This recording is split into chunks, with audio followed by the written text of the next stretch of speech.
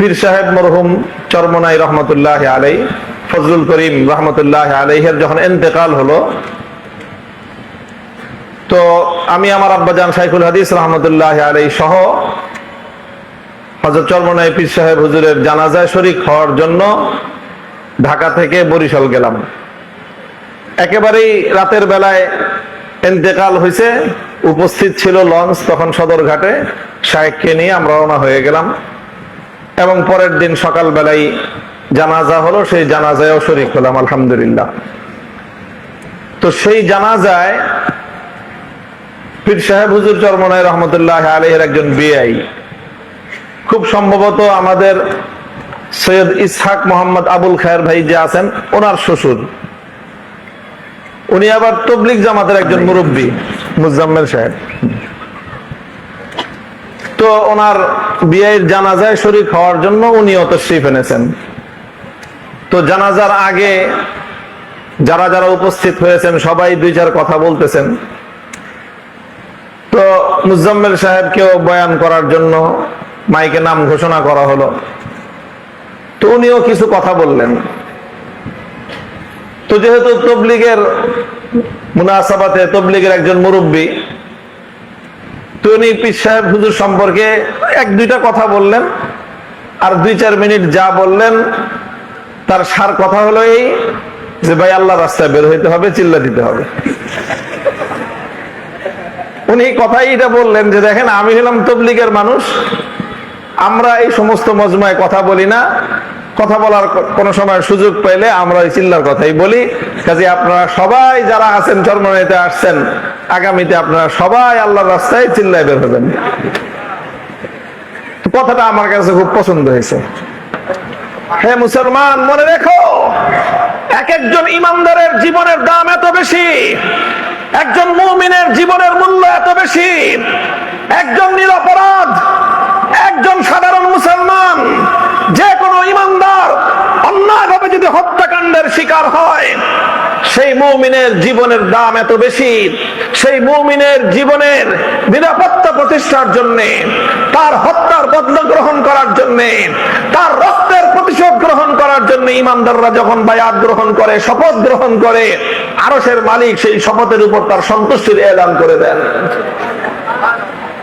এইভাবে উমরাতুল হুদাইবিয়া এটা পরিণত হয়ে গেল একটা যুদ্ধাঙ্গদেহী পরিস্থিতিতে। এই জন্য ইতিহাসের পাতায় এই ঘটনাকে দ্বিতীয় নামে নামকরণ করা হয় গজওয়াতুল হুদাইবিয়া। এই যখন চরম পর্যায়ের উত্তেজনা ছড়িয়ে পড়লো, মক্কার কুরাইশরা দেখলো যে খবর ভাবসাব ভালো না, পরিস্থিতি ভালো নয়। আজ নবীর সাহাবীরা যেভাবে জীবন দেওয়ার জন্য শপথ গ্রহণ করেছে, পরিস্থিতি এত সহজে সামাল দেওয়া যাবে বলে মনে হয় না। তখন মক্কার লোকেরা তারাও নমনীয় হয়ে গেল যে না, ঠিক আছে, মারামারির দরকার নাই, আমরা আলোচনার মাধ্যমে সমস্যার সমাধান করব। শেষ পর্যন্ত ইতিহাস লম্বা, দ্বিপাক্ষিক আলোচনা হলো, আলোচনার মাধ্যমে কিছু ধারা নির্ধারিত হলো এবং সেই ধারার মাধ্যমে কিছু কথাবার্তা ঠিক হলো। সেই কথাগুলোর মাধ্যমে একটা চুক্তি স্বাক্ষরিত হলো, যেই চুক্তিকে বলা হয় সুলহে হুদাইবিয়া। সুলহুল হুদাইবিয়া একটা সন্ধি হলো মক্কার কুরাইশদের সঙ্গে আল্লাহর নবীর। সেই সুলহুল হুদাইবিয়া তখন এটা উমরাতুল হুদাইবিয়া থেকে গজওয়াতুল হুদাইবিয়া হয়ে এটার চূড়ান্ত নাম গিয়ে দাঁড়ালো সুলহুল হুদাইবিয়া। এগুলো বলাও আমার উদ্দেশ্য না, আমি আমার অন্য একটা কথা বলার জন্য এই ঘটনার উদ্ধৃতি দিলাম। কথা যেটাই বলবো, আগে তো ঘটনাটা বলতে হবে, বিষয়টা। সহিহ বুখারী শরীফের মধ্যে এই সুলহে হুদাইবিয়ার বাবের মধ্যেই হযরত বারা ইবনে আযিব রাদিয়াল্লাহু তাআলা আনহু, আল্লাহর পয়গম্বরের একজন গুরুত্বপূর্ণ সাহাবী বারা ইবনে আযিব রাদিয়াল্লাহু তাআলা আনহু, তিনি বর্ণনা করেন অন্যান্য সাধারণ মুসলমানদেরকে লক্ষ্য করে একদিন হযরত বারা ইবনে আযিব বললেন, তাউদ্দুনা আনতুমুল ফাতহা ফাতহা মাক্কাতা, তাউদ্দুনা আনতুমুল ফাতহা ফাতহা মাক্কাতা, তোমরা মনে করো আল্লাহর নবীর জীবনের সবচেয়ে বড় ঐতিহাসিক বিজয় হলো মক্কা বিজয়। এটাই সাধারণ কথা, কারণ মক্কা বিজয়ের মাধ্যমে ইসলামের একটা বিশাল গৌরব প্রতিষ্ঠিত হয়েছিল। যেই জমিন থেকে আল্লাহর নবী 8 বছর আগে নিতান্ত নিঃস্ব অসহায় অবস্থায় যেই জমিন থেকে আল্লাহর নবীকে বের করে দেওয়া হয়েছিল, সাহাবায়ে কেরামকে বের করে দেওয়া হয়েছিল, নিজের জন্মভূমি ছাড়তে হয়েছিল, ইতিহাসের বর্বরতম সমস্ত অত্যাচার এবং নির্যাতনের স্টিম রোলার গুলো পরিচালিত হয়েছিল, ইতিহাসের নির্মম সকল অধ্যায়গুলো রচিত হয়েছিল যেই মাটিতে, আল্লাহর নবী সেই মাটিতে আজ বিজয়ী বেশে প্রবেশ করেছিলেন মক্কা বিজয়ের দিন। এবং মক্কা বিজয়ের মাধ্যমেই মূলত মক্কার কুরাইশদের সাথে ইসলামের সকল দ্বন্দ্ব এবং সংঘাত চূড়ান্ত ফয়সালা হয়ে যায় এবং এই বিরোধ নিষ্পত্তি হয়ে মক্কা নিরঙ্কুশ ভাবে ইসলামের বিজয় প্রতিষ্ঠিত হয়।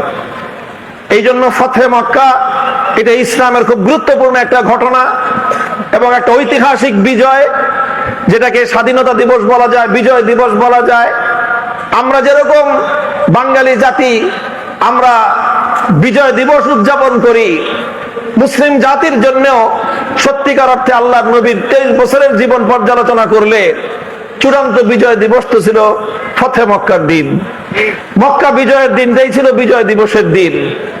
হযরত বারা ইবনে আযিব রাদিয়াল্লাহু তাআলা আনহু বলেন যে তাউদ্দুনা আনতুমুল ফাতহা ফাতহা মাক্কাতা, হে সাধারণ মুসলমান, তোমরা তো আল্লাহর নবীর জীবনের ঐতিহাসিক বিজয় হিসাবে, সবচেয়ে বড় বিজয় হিসাবে তোমরা মক্কা বিজয়কে গ্রহণ করো, গণনা করো। তোমাদের ধারণা এরকম, ওয়াকাদ কানা ফাতহু মাক্কাতা ফাতহান। নবীর সাহাবী, এই ছাত্ররা ভালো করে মনোযোগ দিয়ে শুনো কথাটা, ওয়াকাদ কানা ফাতহু মাক্কাতা ফাতহান। সাহাবী বলতেছেন আমাদের দৃষ্টিতে মক্কা বিজয়টা এটা একটা মামুলি বিজয় ছিল, এটা খুব বড় কোনো বিজয় ছিল না। মক্কা বিজয়টা একটা সাধারণ বিজয় ছিল। ওয়ানাহনু নাউদ্দুল ফাতহা বায়াতার রিদওয়ান ইয়াউমাল হুদাইবিয়াহ, ওয়ানাহনু নাউদ্দুল ফাতহা বায়াতার রিদওয়ান ইয়াউমাল হুদাইবিয়াহ। আমরা যারা আল্লাহর নবীর সাহাবীদের মধ্যে দূরদর্শী সাহাবী যারা ছিলাম, আমরা যারা নবীর সাহাবীদের মধ্যে অত্যন্ত গভীর দৃষ্টি সম্পন্ন সাহাবী ছিলাম, আমরা যারা ঘটনার গভীরতায় গিয়ে একটা ঘটনাকে পর্যবেক্ষণ করতে পারি, আমাদের সাহাবীদের মধ্যে অভিজ্ঞ, দক্ষ, প্রজ্ঞাবান সাহাবীদের দৃষ্টিতে প্রকৃত বিজয় ছিল বায়াতে রিদওয়ান, সুলহে হুদাইবিয়ার দিন। সেই দিনই প্রকৃত বিজয় অর্জিত হয়েছে। মুহতারাম হাজিরিন, আমার আজিজ তালাবা, সিরাতুন নবী বিভিন্ন ভাবে আলোচনা হয়, আলোচনা হবে।